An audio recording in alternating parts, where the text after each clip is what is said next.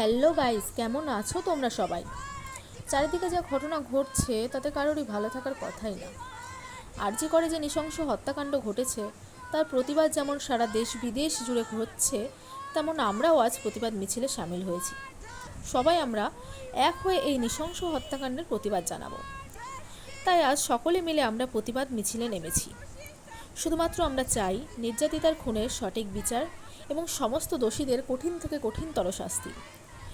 একজন নারী হিসাবে এই নৃশংস হত্যাকাণ্ডের প্রতিবাদ না করে পারা যায় না। শুধুমাত্র নারীরা নয়, যোগ দিয়েছে বহু পুরুষ সঠিক বিচারের আশায়। তাই সকলে মিলে একসঙ্গে বলবো, উই ওয়ান্ট জাস্টিস।